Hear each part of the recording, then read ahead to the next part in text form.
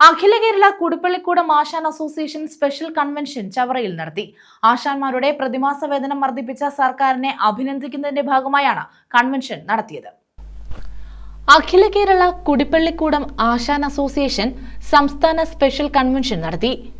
ആശാന്മാരുടെ പ്രതിമാസ വേതനം 1000 രൂപയിൽ നിന്ന് 2000 രൂപയായി വർദ്ധിപ്പിച്ച സർക്കാരിനെ അഭിനന്ദിക്കാനും നേതാക്കന്മാരെ അനുമോദിക്കാനുമാണ് കൺവെൻഷൻ സംഘടിപ്പിച്ചത്. ചവറ ശങ്കരമംഗലം SNDP യൂണിയൻ ഓഡിറ്റോറിയത്തിൽ സംഘടിപ്പിച്ച convention doctor Sujith Vijayan Pillai MLA ഉദ്ഘാടനം ചെയ്തു.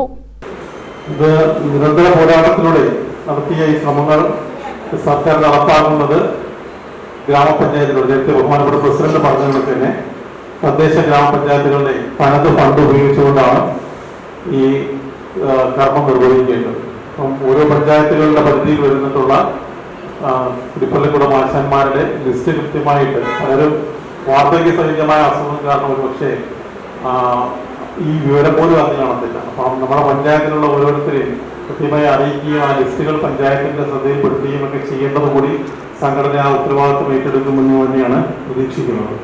അപ്പോൾ പലപ്പോഴും ഇതിന്റെ ഒരു പ്രതിസന്ധി ഞാൻ പെട്ടെന്ന് മനസ്സിലാക്കുന്നത് ചവറ ഗ്രാമപഞ്ചായത്തിനോ പന്മന ഗ്രാമപഞ്ചായത്തിനോ ഒന്നും വലിയ ബുദ്ധിമുട്ടുണ്ടാകത്തില്ല.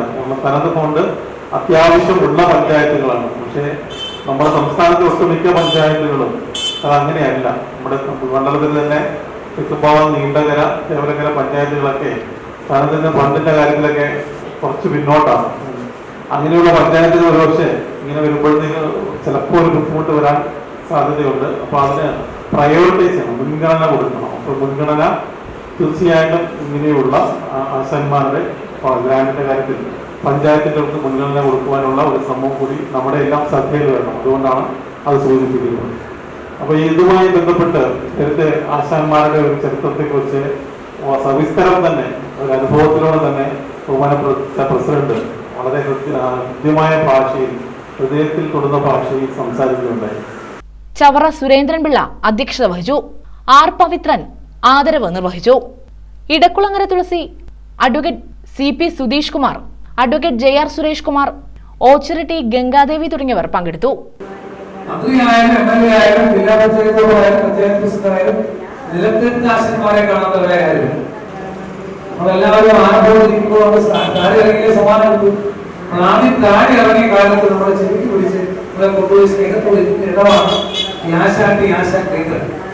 സത്യം പറഞ്ഞാൽ ഞാൻ ഈ ആശാട്ടിക്ക് എന്തൊക്കെ ആശാട്ടി ഉണ്ടായിരുന്നു.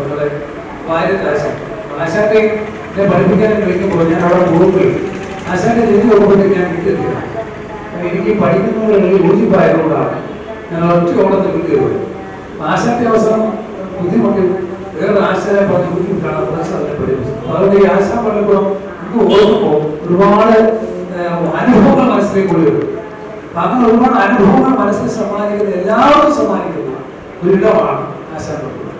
ഈ ആശാപ്രവർത്തനം എന്ന് പറഞ്ഞാൽ അവിടെ ആശാനായാലും അവിടെ എത്ര സ്നേഹത്തോടുകൂടിയാണ് നമ്മളെ അവിടെ പരിപാലിക്കുന്നത്.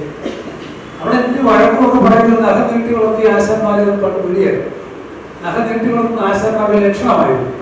നഖം നീട്ടി വളർത്തുന്ന എന്തിനാണെന്ന് ചോദിച്ചാൽ ഓർമ്മല്ല, അത് നമ്മുടെ സ്നേഹത്തോടെ അല്പം ഭയപ്പെടുത്താണ്.